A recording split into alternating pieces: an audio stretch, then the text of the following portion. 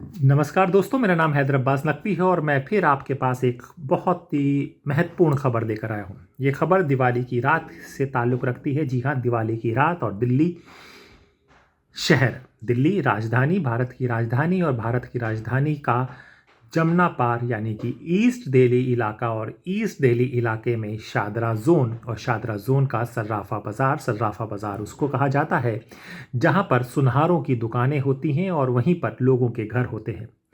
तकरीबन 8 साढ़े 8 बज रहे थे। एक ऐसे ही घर में आकाश शर्मा अपने भतीजे के साथ पटाखों की पूजा करने के बाद, लक्ष्मी की पूजा करने के बाद पटाखों का माहौल था, पटाखे बजा रहे थे। तभी वहाँ पर एक काली स्कूटी आकर रुकती है। काली स्कूटी में दो शख्स बैठे होते हैं। एक 17 साल का लक्ष्य होता है शर्मा और पीछे एक और आदमी होता है जिसको के बारे में पता नहीं होता आकाश को कि कौन है। लक्ष्य कौन है ये समझ लीजिए। लक्ष्य आकाश का चाचा, मतलब कि आकाश के फादर, और लक्ष्य लक्ष्य आकाश का भतीजा लगता है जो आया है। भतीजा, सगा भतीजा नहीं है।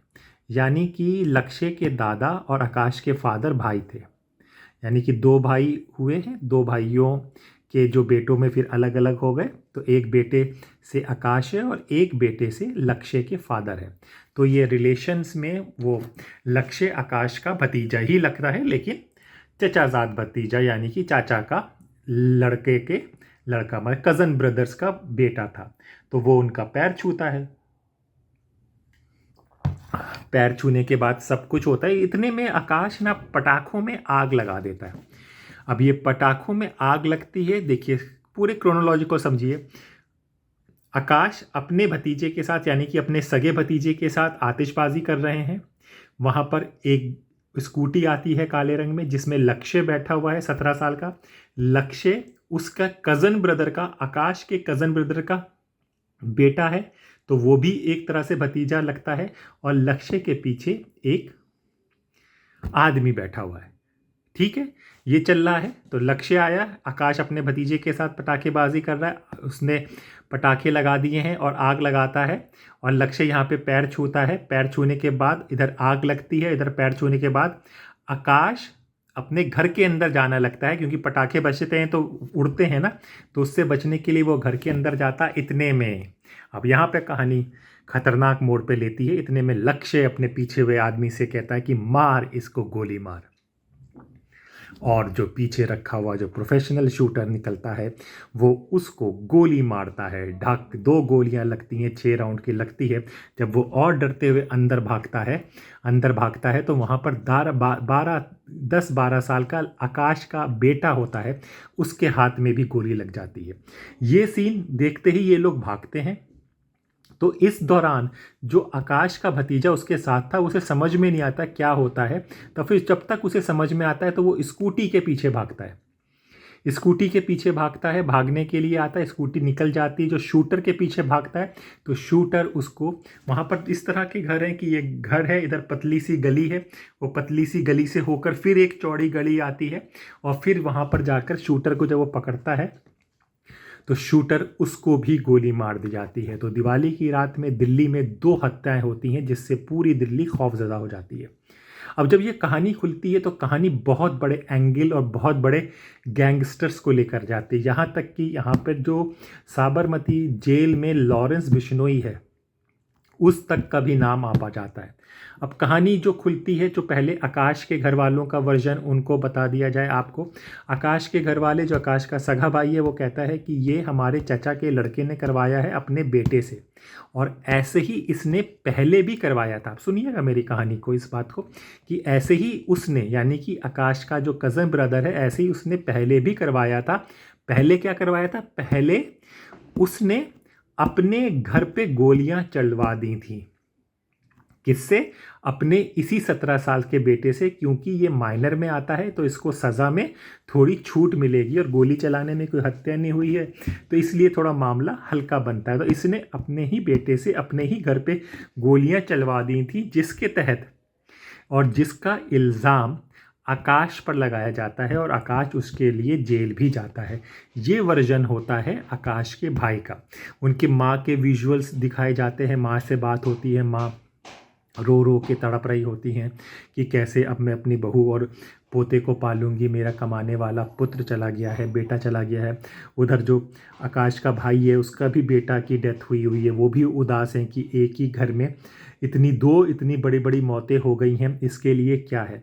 अब जब पुलिस तहकीकात खुलती है तो जैसा मैंने बताया, तो ये तहकीकात होती है तो एक ख़तरनाक चीज़ बाहर सामने आती है, जिसमें सट्टाबाजारी यानी कि सट्टे का खेल पूरा नज़र में आता है। बेटिंग जिसे कहते हैं, सट्टे जो लगाए जाते हैं खेलों में, उसमें तो कहा जाता है कि अवैध कब्ज़ा, इन सब चीज़ों का नाम आता है और इसमें बड़े बड़े गैंगस्टरों का नाम आता है। कहते हैं कि जो आकाश जिसकी डेथ हुई है ये सट्टेबाजी का काम करता था, ऐसा पुलिस का वर्जन आ रहा है कि सट्टेबाजी का काम करता था और उसी की पेमेंट में डिले होने के चक्कर में इसने उसके यहाँ गोलियां चलवाई थी। अटेम्प्ट टू मर्डर का केस लग चुका था और उसको पता था कि उसकी ज़िंदगी खतरे में है।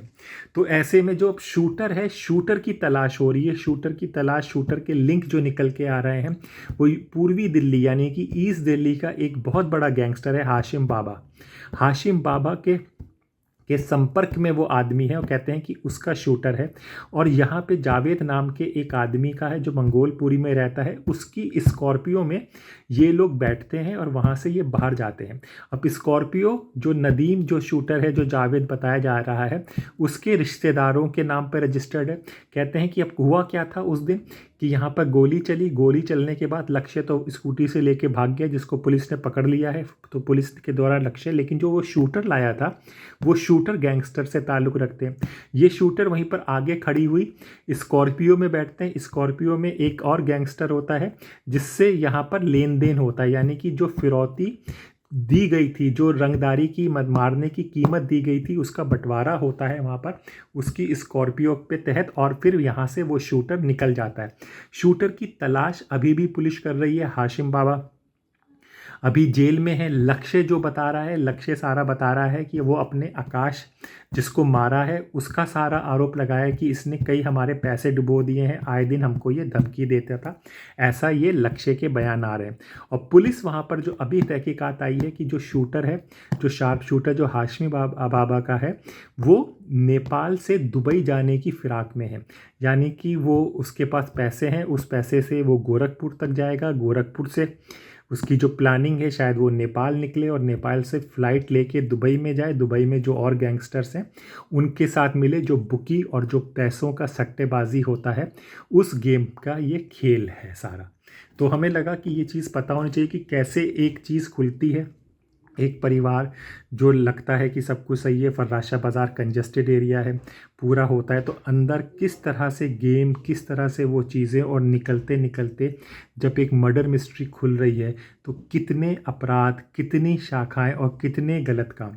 और सबसे बड़ी सीख हमें ये जो कहानी बताती है, जो असली कहानी बताती है कि हमको लग सकता है कि गलत काम करके हम पैसा कमा सकते हैं, हम दौलत कमा सकते हैं, लेकिन वो गलत काम गलत ही होता है और एक दिन उसका नतीजा वही होता है जो हर गलत काम करने वाले का होता है।